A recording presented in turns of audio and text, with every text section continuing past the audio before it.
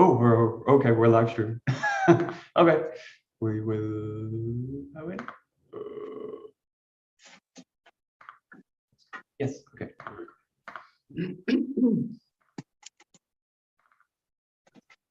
So, great, let's go.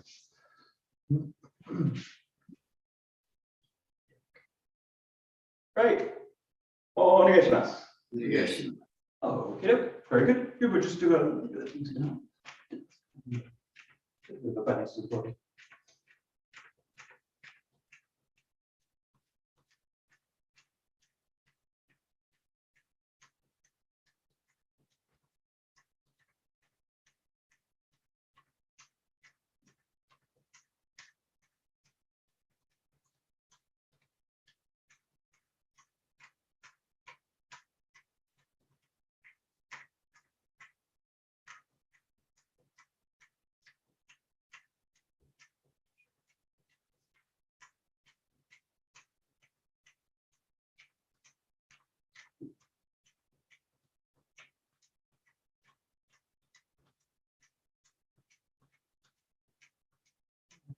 Slowing it down, second the feet, and take it to a front and back swing.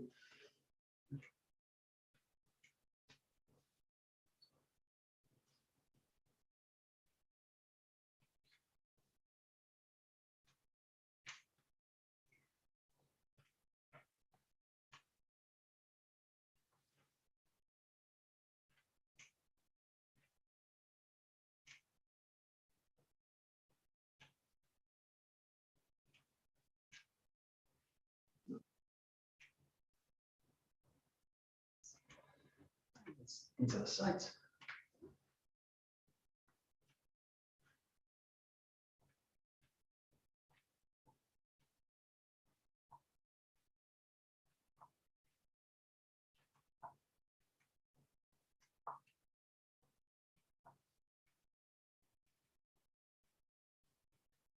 It's a rotation.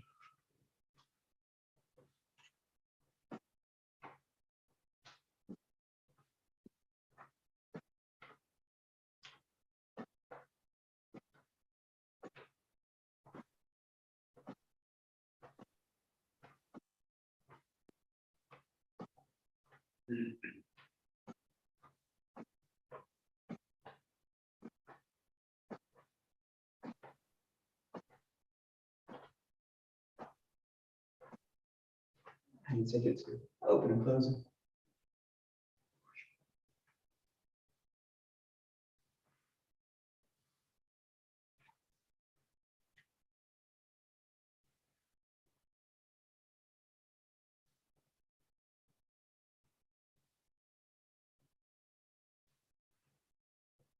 And mobilizing any direction makes them all in.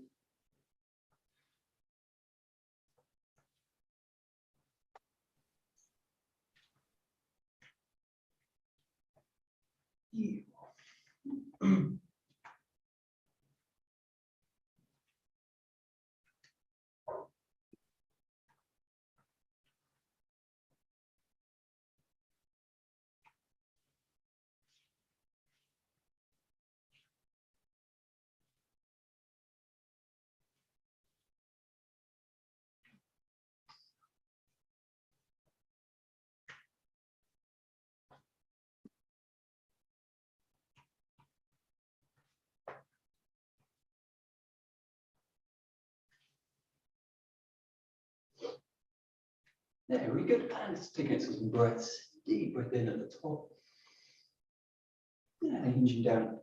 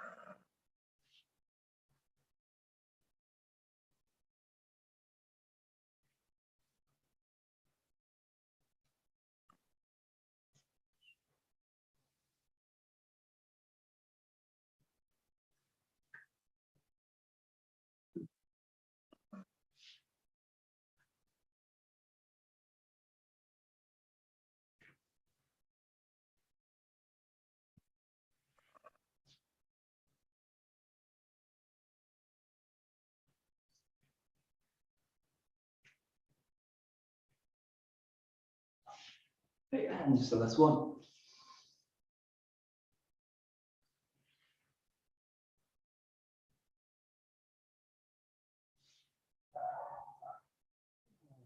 Just going to take it into the head, turn left and right.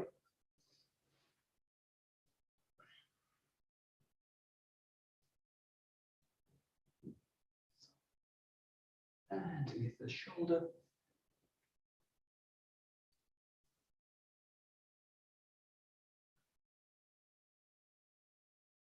And reach up and down.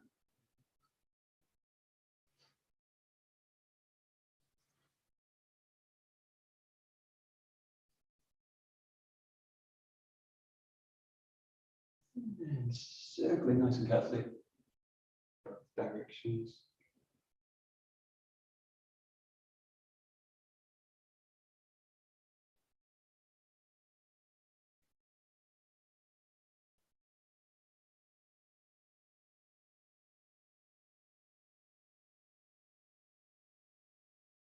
Great. And take it to the shoulders.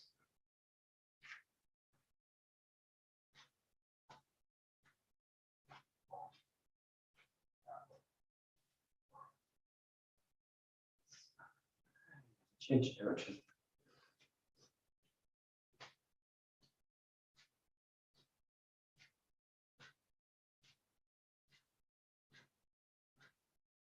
Just bring the wrists in together. Elbows close to the body. Rolling one way.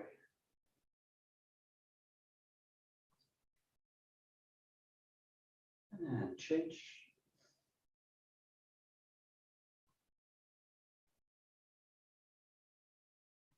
And releasing out the arms and the hips. Shoulders.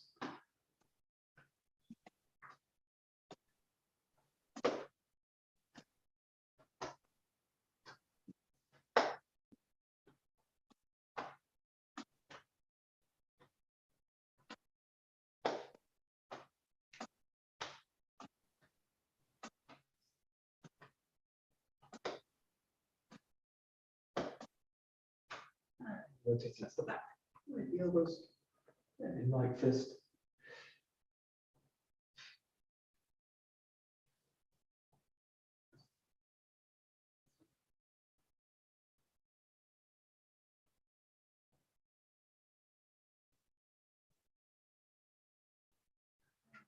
Circle the hips.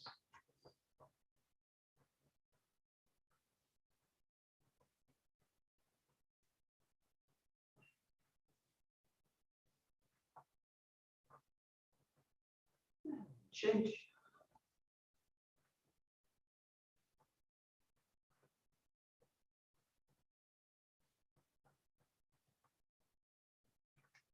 Yeah, so these light circles.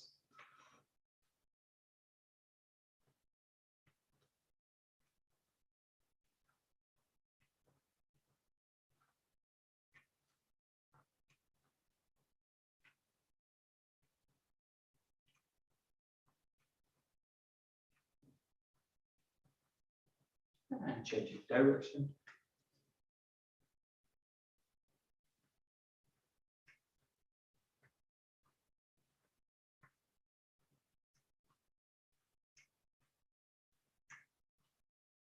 Let's come down holding, spreading the knees out a little bit.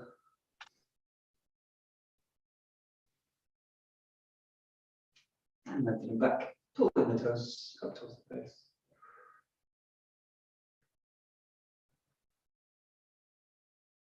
Great. Pulsing the big toe down.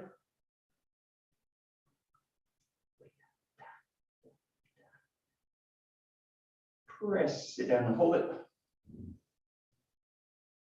And think about spreading, opening the little toe away from the big toe, spreading all the toes away, trying to fan the toes as much as you can. Make the foot as big as you can. And then just take the weight into them. Just play with just rocking through the ankles. You can do circles, you can do figure of eights. And just play with the foot, just staying big.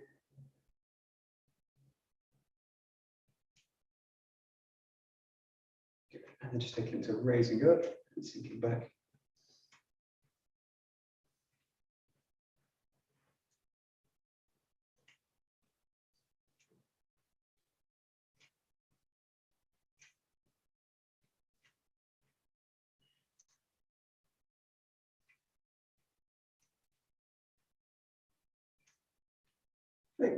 come out a little bit wider, just sinking into the hip, just loosen out the legs, hips a little bit.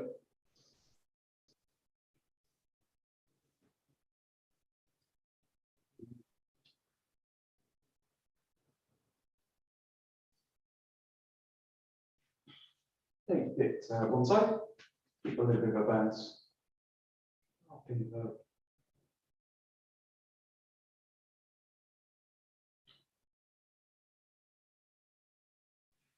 back to the front, just settle into the posture. Think about spreading the knees away a little bit, sitting down into it. Bit of length through the back. Switch to the other side. Just keep a light bounce.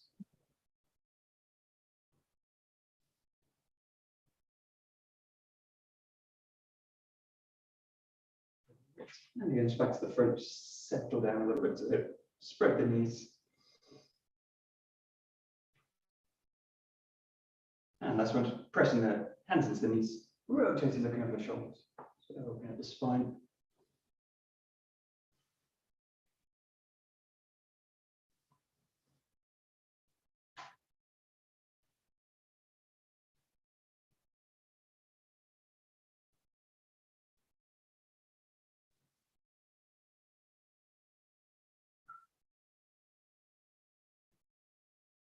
Yeah, good.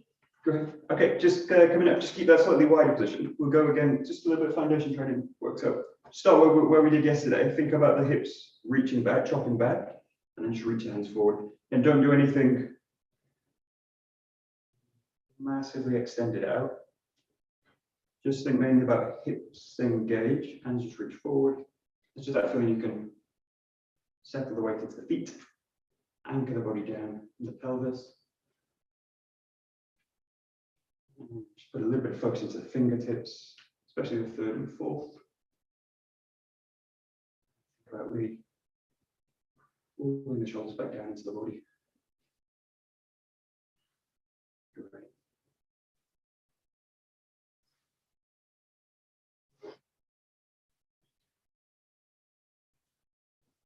Michael? Yeah, sure. The side view? Side view, yeah, sure. Side view, side view. So, think about this and back.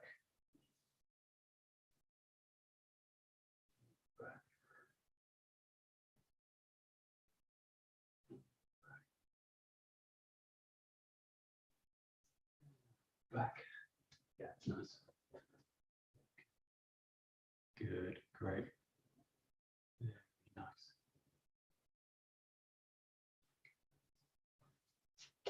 And then with this one, just find a comfortable position again. Just find that position. Now with this one, don't let the hips move. Just think about bringing the arms up and use the in-breath. Just to slowly pull the arms up.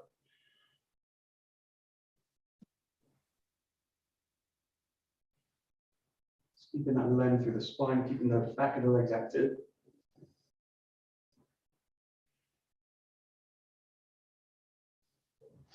And then the next out breath, just let the hands come down, thumbs point towards the ground, and just hinging all the way down. Use this a bit of a release for the spine as well. So just let the upper spine, the head, just release a little bit. Keep the hips active. Gently, as if kind of someone's pulling the hips back. Take a deep breath.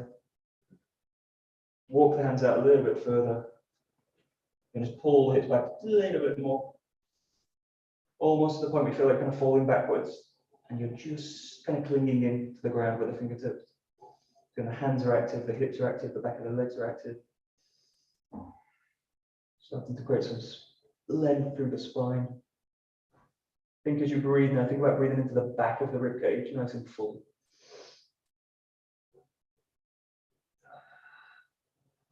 And the next in breath, pull back to the shin bone, really press into the shin bone here, pull the back nice and long. Take a nice deep breath, feel the weight in the ground, in the feet, and feel the glute really activate, so the butt muscles, and feel you're going to use them to pull the body all the way up. Pull the body up. Stopping this position and just pulling the shoulders nice and wide. Really create some space across the front of the shoulder and the back. A little bit of external rotation here with the thumb doing this, and just play with this position here. So in a closing and opening the shoulder up. Again, just keep the hips out a little bit active. Go for the deep breaths. You're looking for the kind of natural curve in the spine, not to be hyper extended and not to be kind of closed down. So just look for the natural curve through the spine, opening the shoulders. And just one more time, reaching out to the front. I'm just going to that position we looked at yesterday. So thinking about closing the hands, spreading the palms together, and you're going to bring the hands up pointing out. Again, if this feels like it's kind of closing the shoulder a lot, in my case, it feels like I'm kind of closing the shoulder a bit too much. What I'm going to do is take it to this position. Okay, so just play with it. If that feels fine, you've got to kind of wrap around the shoulder. If not, just go to a little bit more of an extended position. And the key with this exercise is just so to create kind of a wrap across the back of the body. So like the hands are being hugged from the back of the shoulder. Nice deep breath. And then just release it. Shake it. Shake out anything that's tense. So that's a really good like symmetrical position, and this position they're all symmetrical. So we'll look at some asymmetrical ones. So just take a lunge, quite a wide one in this case, and just settle into it. The first thing is just feel that the hips are kind of mobile, and that you can start to kind of work with them. You don't want to feel that they're kind of sluggish, kind of held down, or also kind of held too tight. So just find the right amount of tension, which is really easy to find if you just think about straightening the legs, pulling the legs up, and then just release the knee a little bit. And the hips should just kind of slot into place. Just go through. And we do this one, we've done this one quite a lot, but just think about the back hand, just reaching forward and pulling back. In this case, just think about the center line. You're just going to pass the whole body through the center line. Hands just going to reach out, finish through the center. Just swinging the weight forward. The hip, in this case, is going to hinge very subtly back. So the front hip with the knee is just going to kind of slightly release back rather than releasing forward in this one. That's right. Yeah, good. So again, it's a hip first motion in this case. Think about the hip releasing the hand and also guiding it back.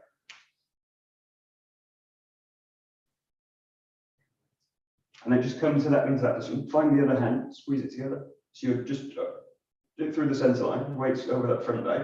And this one, very simple one, it's just a rotation out to the side. So play with this one, you can either hold it in this position, or you can just pulse it, pulse into it, or you want to just hold it. And just take a couple of deep breaths of that. And again, feel that the hip is able to engage the upper body through that motion. It's mostly going to be the back hip, it's going to kind of open and guide the torso. Very good. We need to do like a couple of 10 pulses or like that. And then in this case, just come back into the center, reach up a little bit higher. Reach up a little bit higher, squeeze the fingertips together again, feel the shoulders active.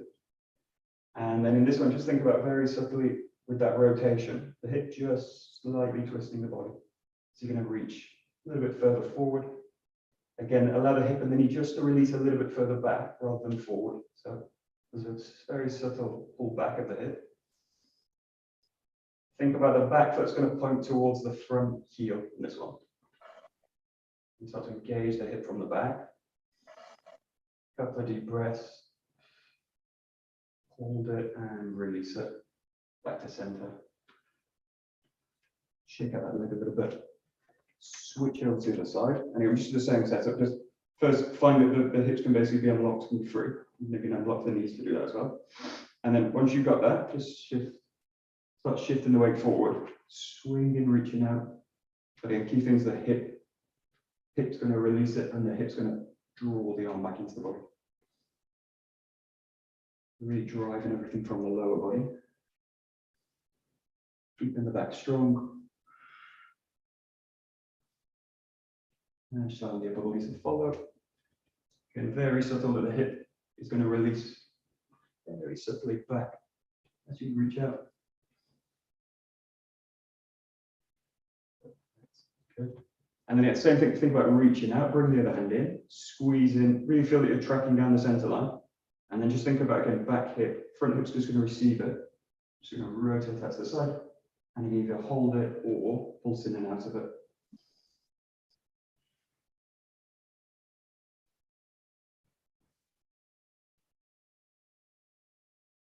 Just kind of rotating out horizontally with the hands.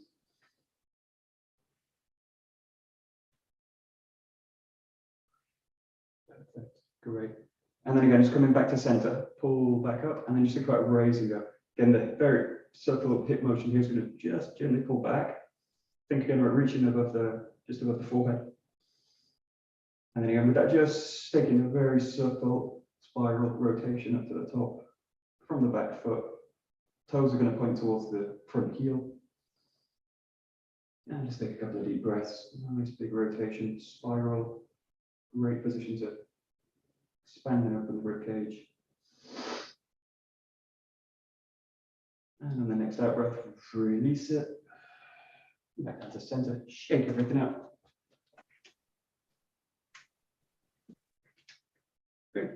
I'm just really active. This one goes to the leg, so it's like a get up and get down one. So with this one, you can bring the knee to the ground. You can just float it off. So the setup's like this. You just got the feet together. You're going to be getting long through the spine. Think about the foot and the hand. One's going to go back. One foot goes back, and the other hand reaches out to the front. Because you can take it down to the ground if you feel like you want to, or you can just hover on.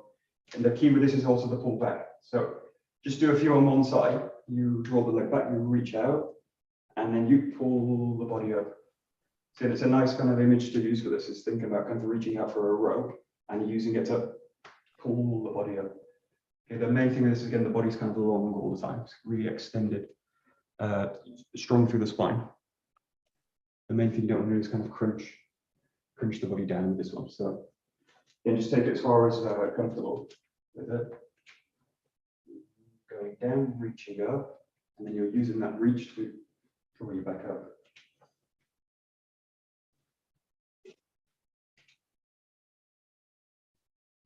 Good. And then do the same on the other side. So it's taking the same leg back, same hand reaches forward, and then draw back up. Again, just give yourself space at the top to do it nice and full, lengthen.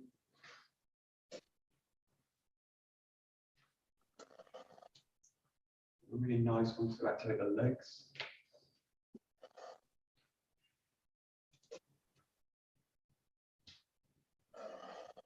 And then just for balance, just think about doing one on each side. So just do a couple of it. Just like reach out, pull back, find the foot, switch. Pull back, find the foot, switch. Pull back, find the foot, switch. Really actively finding the ground as it comes up with the foot. Press, release. Yes, release. And all the time, just noticing the knees, the hips. You want it to basically track to the foot. There we go. Great. Very nice. Great. And then just coming back up, shake out the legs a little bit. And we just go back into a symmetrical position. This last one. Go a little bit wider. This is wider, it's kind of comfortable. This one, toes vary again, it's very subtly coming out, so that the outside edge of the foot is parallel with the ground. And then again, just think about chopping back, reaching out. And this one, just think about reaching out a little bit further. It's got the hips kind of active, the back's full. Reach out a little bit further, pull back. Reach out a little bit further, pull back. I feel it's quite an elastic movement. Hips reach out, hands go forward, pull back. Hips reach out, hands go forward, pull back.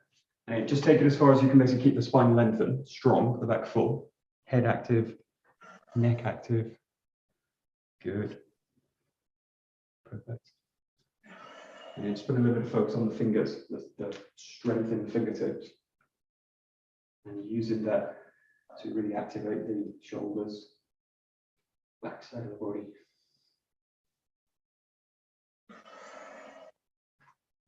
And then last week, just play with the one we did yesterday, which is basically finding a grip. So as you come out, it's the same feeling, but find a grip at the front, lengthen out, and then again, really think about pulling the body back to center.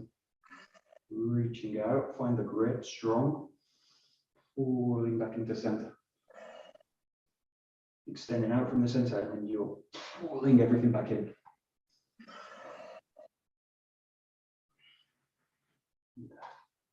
Great. Perfect. Perfect. Very nice. Good. And very last one, reach out. Come up to the top. Reach up a little bit higher. So if you're kind of reaching for something on a very high shelf. Go for one deep breath here. And breathe out, release the body down. Just release the spine a little bit. Keep the hips active, back of the legs full. One deep breath. Pull the hands to shin. Again, feel the body long, feel really the glutes active, and then slowly pull the body up from the ground. Come back to standing, and just really settle them out. Just start with the legs, just shake them out.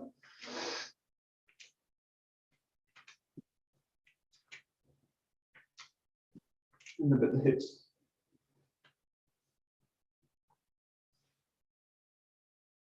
And to the wrists.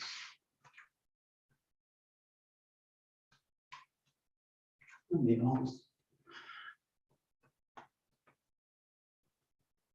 And just shake everything out. Keep the feet under the ground.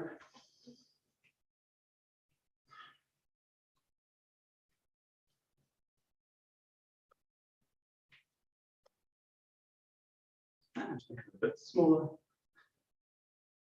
Just looking for that pulse through from the belly.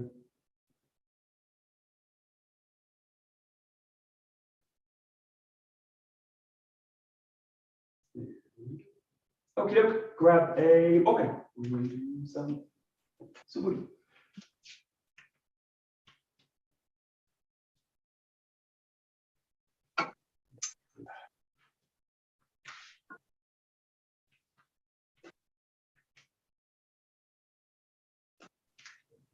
Great. So we'll just take it straight into the first story. Just take your time with it. So in this case, just really allow yourself to pause at the top and then just feel yourself dropping again into the ground. Using all that back engagement now. Just really feel the back's full. Using the sword just to make contact there. Feel the back and then just press into it with the back.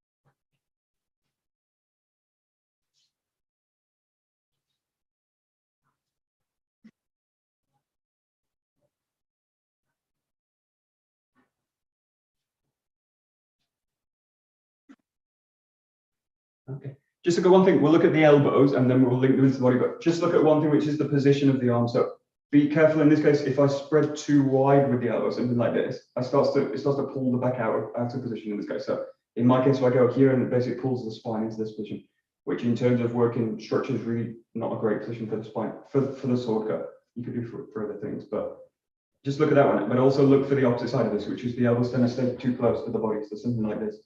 This is kind of the opposite. It's going to reactivate the front of the body, and it's going to kind of pull everything here into this position. Okay, especially if I've got too tight a grip, it's going to kind of crunch everything down. And again, kind of work. So it's trying to get the spine neutral in a position that's not this, and it's not kind of this, kind of spread out. And the elbow, in a sense, is really going to be a nice guide for it. So just think about open the elbows, but don't open them too far, and don't close them too much. So just look for a path for the elbow, which is basically going to allow the spine to stay length and neutral and strong ultimately. So just play with it. Allow yourself to kind of slice through. Sometimes find a cut, but again, just look for the elbow. Just explore that position. Play with it a little bit as well, like going too wide, going too narrow, and just notice the effect that it has on the especially the spine and the shoulders. And the key thing always just to look for a comfortable position, but it's also a structurally sound position as well. My comfortable might not really be super comfortable in the end. That's yeah, good, great.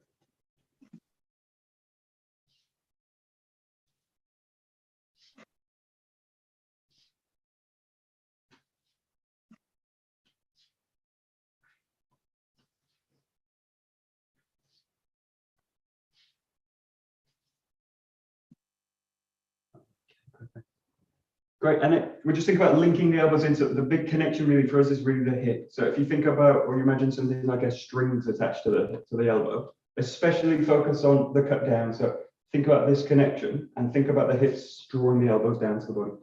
So don't worry too much about the draw. It's the same, but it's slightly difficult, a little bit more difficult to feel. But the one that's really nice to feel here is that the hip, just as it goes, drops the elbow down, drags the elbow down with it. It's going to come up to the top, and I think the hip drops the sword down. So the main purpose of this is to really kind of lower the movement. What I don't want to do is push the sword down from the arms and drop into it. What I want to do is draw it down into the ground. And the easiest connection to look at is the hip to the elbow in this case.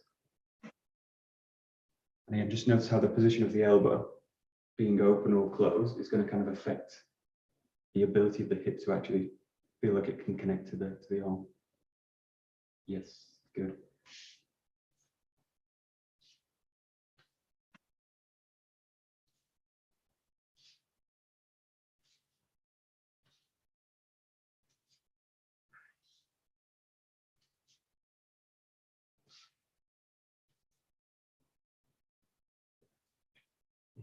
Good.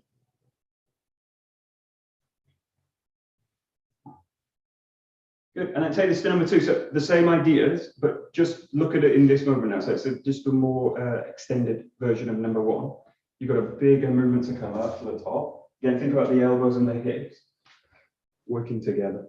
Okay, so but the first thing again is look at just the position of the elbows. What I really don't want to do in this position is come too wide with the elbow, because it's really going to it's going to kind of spread the back. And I also again don't want to come too narrow, because it's going to really activate the front of the shoulder and the pecs, and that's what you really don't want in this case. So just look for a position where the elbows can spread, but keep the back active, back full, and then engage into the back. And just before the cut, just reach the spine. And again, it's just a way to get the back activated in the cut. And it's just before I can make the cut in this case. 1 thing.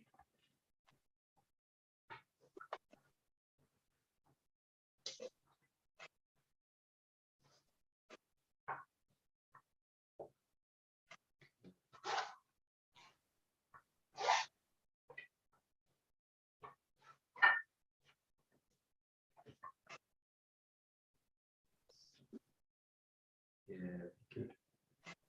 good. Now, especially with this one, this is a great one to look at the connection up. So we looked at really the connection down in the case of the elbows kind of being drawn down by it.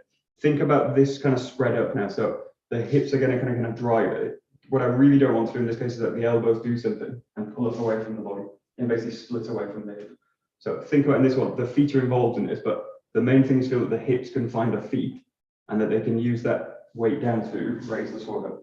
So there's a really nice point in this position where the sword starts to come into the body and then press up this way. So this is slightly exaggerated, but just look for this feeling where you're starting to rotate up and open the sword up to the top, settle into the ground, and then engage the hip into the cut. So just look at this now, especially the raise. It's a really nice raise for working this connection. And again, think about hips basically drawing the elbows up. It just sounds like a very counterintuitive thing to do. But again, what I'm looking to do is get the weight of the body down all the time. And the moment the arms do something to raise themselves, and they're going to pull me out of the ground. It's coming really back to this idea of the root of the movement, the root of the body. Root the movement in the legs, basically. Yes, great. Nice, Krista. Good.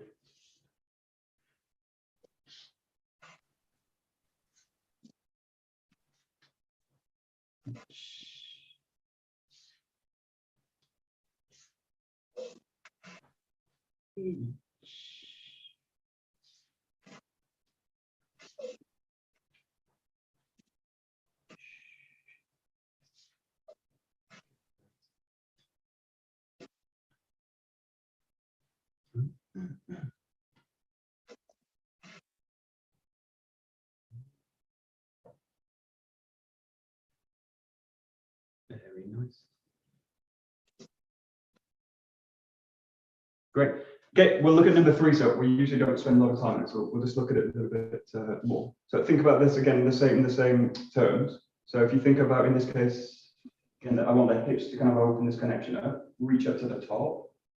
And then again, you're going to use the hip to kind of drive the motion down. So what I want to do is sink the weight down, bring the sword to the back, and then you're going to maintain the weight down, bring the sword up and into the cut.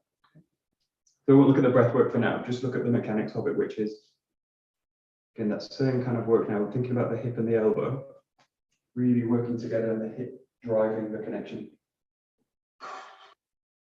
Driving the connection, especially now in that new movement, which basically pulls the sword to the back.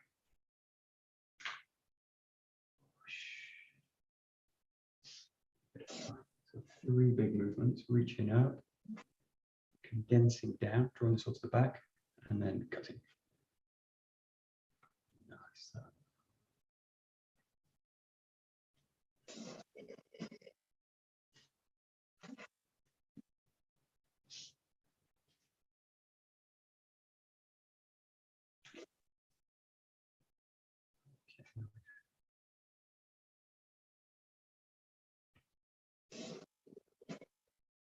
Okay, good. Just look at one thing. There's always kind of interesting things in the 𝗧𝗪𝗞𝗘𝗠𝗨. Think about the head in this one. So there's a nice movement in this. If I kind of allow it, I don't want to do 2 things. This I don't want basically the head to be kind of forward and the body twisting away from it, something like this.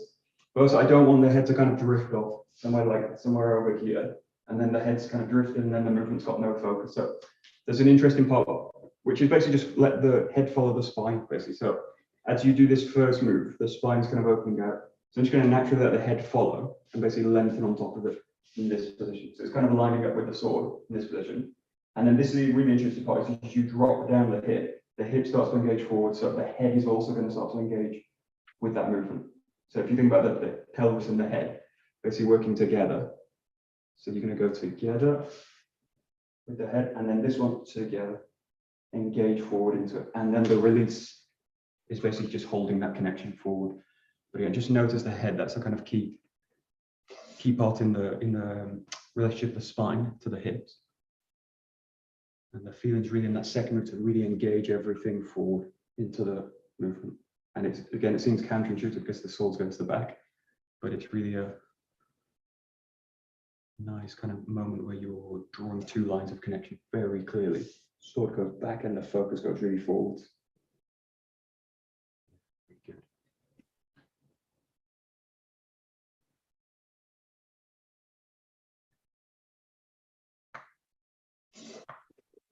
Very good.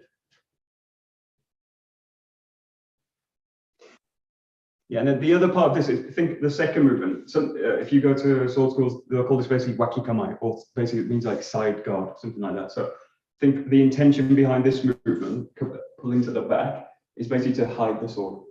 And you're doing 2 things with it. You're not only like you're not really pulling the sword in terms of hiding it behind the back, but what you're doing is you're angling the blade so that it's basically pointing up that way. Yeah, so in terms of looking at the eyesight, you're basically hiding the blade this way. This comes back to, there's lots of stories about this, but there's never really a standard standard katana size or sword size in Japan. They were always different. So there's an idea that you're basically hiding the blade behind the body. You are also positioning the body in a way where it's blocking it. But yeah, it's not so that I'm kind of doing this, and it's not so that I'm doing something like this, where the blade's really visible. So just look, it's a tricky one to see. You need to basically do it in the mirror or on the camera, but think about finding a position like this. And this position, this hand's quite open because it needs to basically be open to allow for this movement. Sometimes you see also interesting things in this position where the sword's actually pointing up, the blade's actually going up. You can explore this. Again, I just want to basically find a natural position. But that key position in this case is actually the function of that movement is to basically hide the blade from the person in front, basically. But just look at it. But again, it's tricky to see if you're not in a mirror, but you can see yourself on the screen. You can just play with it a little bit. And it's basically to hide the sword at a level where it's like hidden from the eyesight.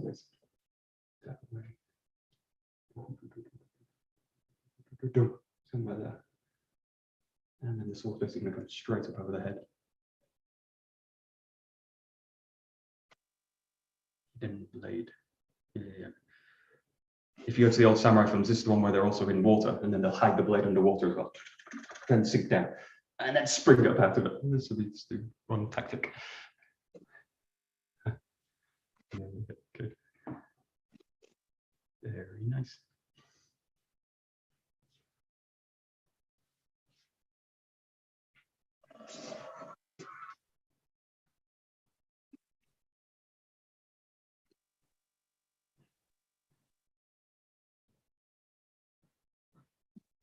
And then just keep going with your form. Just go to the breath now. So the next one you do, think about the breath work in it. So as you pull up, it's a nice deep breath in through the nose. The next move is condensing the breath down into the belly. So it's a compression of the breath down into the belly. And then you're using the cut to breathe out. And the breath's kind of extending beyond the cut itself. And as you pull back, so come on, just take a natural breath in and out. Reset. Just before you go, you want the breath out. And then the in-breaths to fill. Condense it down into the belly. And then release it. And then take a natural breath in and out.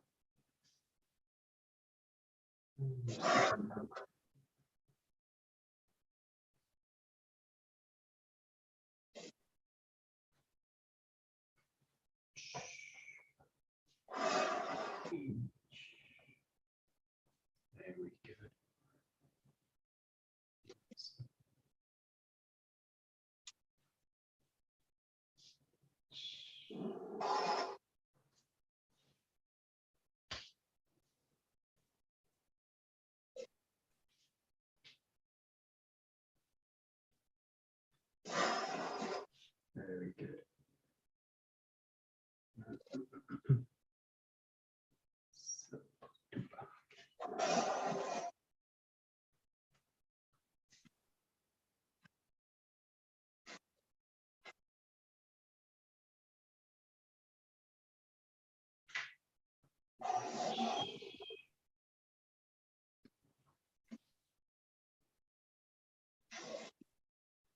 Good. And then we'll go to number 5. So just finish that 𝘧𝗪𝘏 that you're working on, and then we'll just take it to number 5. So working just left side, right side. Really active looking after 𝘭𝘠𝘪𝘏𝑝𝗜𝗠. So allowing the tip of the sword to circle to the back and then cut down diagonally. However much room you've got, just think about you cutting evenly. So you're cutting left side with a step, right side with a step, and then rotating to the back. And you can either do that in 4 steps, 2 steps, but just make sure you're cutting an even number on both sides with a step.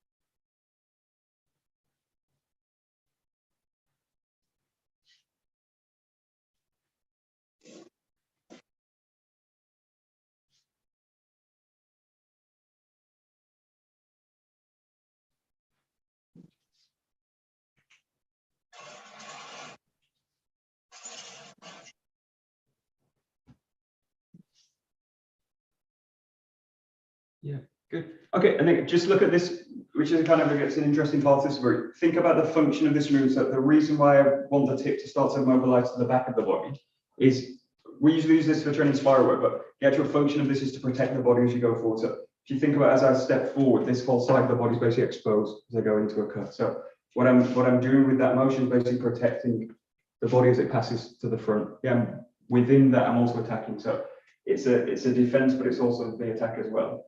But the key things that the sword's actually going to basically protect and roll across the side of the body. Now, the danger in thinking about this is like start to do something like this and then do it. Yeah, which is totally intuitive to do. But what you're actually thinking about is basically an advancing attack coming in. And as I'm doing it, I'm looking to basically protect the side of the body as you do it. So just play. This is where a lot of the time the confusion goes to like which side of the body, which side the sword goes to. But if I'm just thinking about basically protecting this side of the body, it makes total sense to use the sword in this way. Yeah, I'm basically going to use it to protect that side. And if the other side is the same, I'm going to use it to protect this side of the body as it comes around. So that's kind of purpose of that movement in terms of pure function. It's basically to protect the side of the body. And incidentally, it's a very nice spiral pattern. If I do it, works a really great spiral through the arms. Very nice.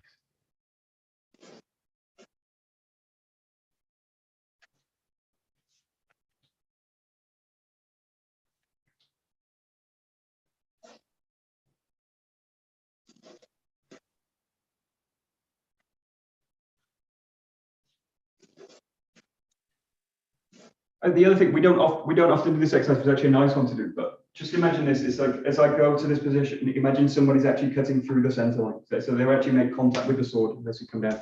Now, if my sword's positioned in a way something like this, then as they strike down, it's basically going to take the sword in this direction. Yeah, it's going to pull the body out of the structure. What I want to do in this case is go to a position like this, whereas when they make contact, it pulls the sword around the back, and then I can basically use it to make the strike.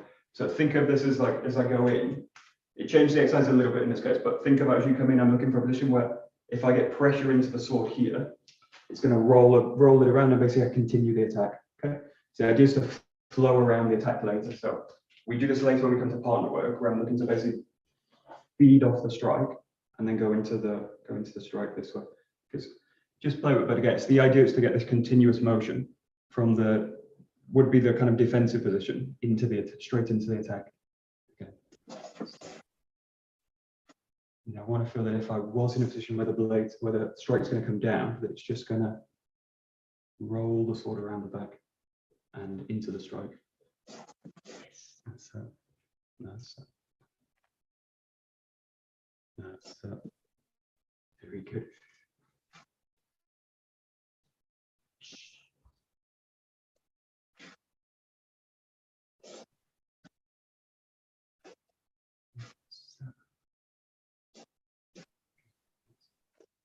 Good. Very good.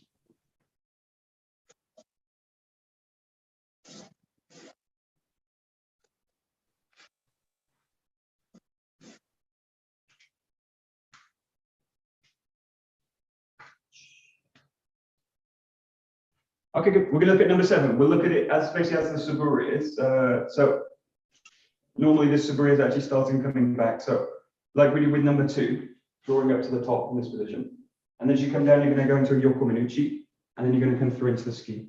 And just do that as one set. So we'll just focus on just coming here, raising up, coming back, cutting in, and then the thrust coming into the left side. Change. Stepping back, raising up, cutting in, and thrusting on the left side.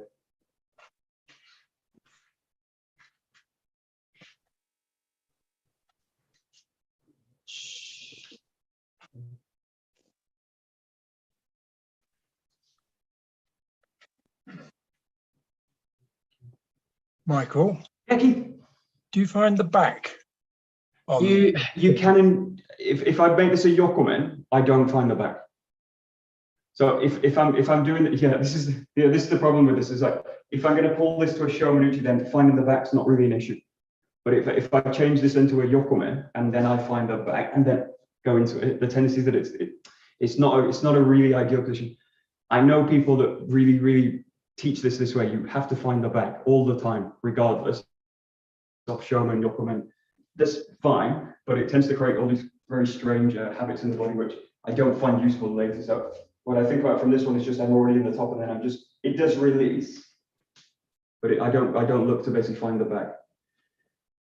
Okay. The hope is that you already have the back full by the time you've gone through 1, 2, 3, 4, and by the time you got to 5, 6, 7, you shouldn't really need to find the back. But anyway, Okay. It's one of those rules which is like either really very strictly applied and causes problems, or yeah.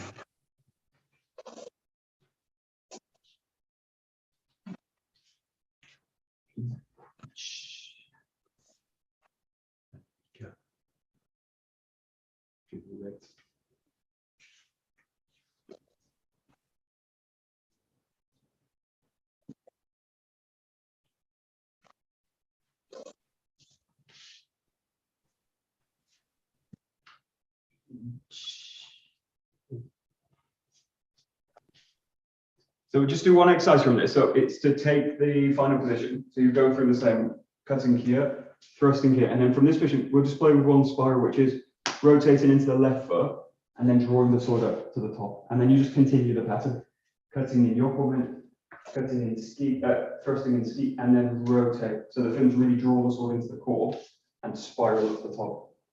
Cutting 𝘥𝘠𝘢𝑚𝑝, cutting 𝑔𝑰. So it's all basically spirals now. And then get to the top, spiraling into the 𝘥𝘠𝘢𝑚𝑝, spiraling into the 𝑔𝑰, spiraling into the 𝘭𝑪𝑖, spiraling down, spiraling out, spiraling up, spiraling out, spiraling up.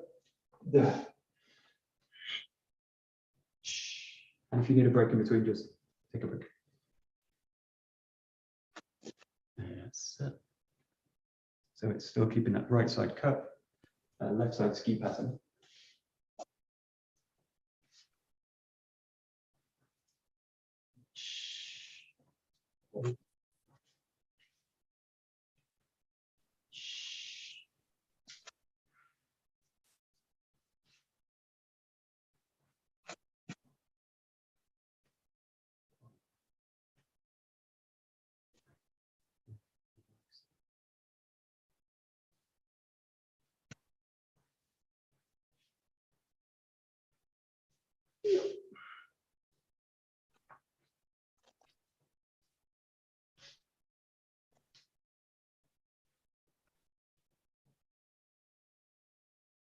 Okay, we'll play with one. It's just one very subtle change to it. So rather than now finding the spiral this way to the top, think about being in this position and going into this position.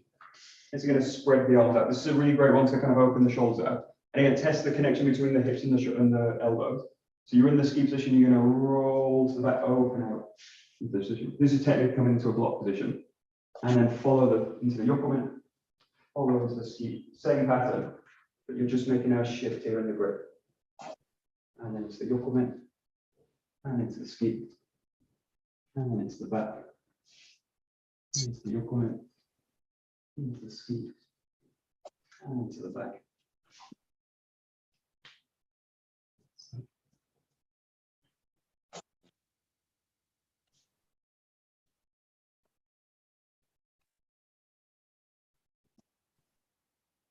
And your hand position in this way, you can do different things. There's no kind of totally strict rule with this, but think about the position of the arm. So if I go to this position and I go into a block, it's a very weak block in terms of the structure for the shoulder. So think of in this kind of, it's much better if you think about that position with the hand, where I've got really the length of the shoulder and the extension here in the hand. You can use this, and we do often use this position, but generally we're going to use that position for more of a thrusting pattern, because that makes that's more of a natural position for that hand. As in terms of a block, that's more of a natural position for the hand. So no fixed rule, but just feel the shoulder, feel that connection. And again, feel that you can take a little bit of pressure into the sword and then back into the body. And again, the idea was that if you could receive the block, you can also take it into the next cut as well. But the main thing, not really the hand, it's just the shoulder, the position of the shoulder. And one hand position is going to make that connection a little bit trickier. That's my view. Yeah. And the one you really don't want to do is this. This one and grabbing. not even like if you had a blocker, but if you had a blocker and use this as a block and then someone hit it and then wham, they go into the finger. So even if you had a katana, it would be a really bad idea. But with this one, I really want to look for that position. And also protecting the thumb. So I'm in that position. That's the same also for that one. I basically want a position where I'm not going to have the hand in the line of fire.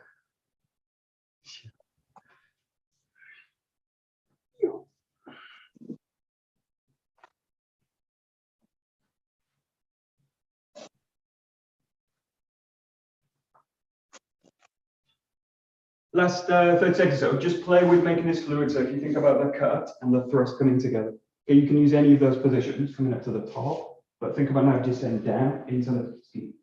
We can go to this one, descend down into the ski. So they've got a little bit of different flavor, but look, for now, just allows you to keep the hips in motion. Roll up to the top, hips go into motion through the pattern. Last 30 seconds or so.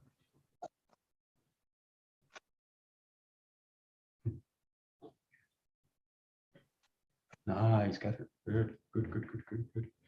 Good. Great.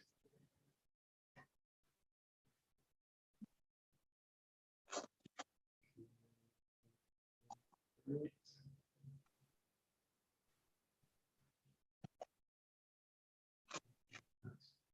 Okay, good. We're going to stop right there. Very good.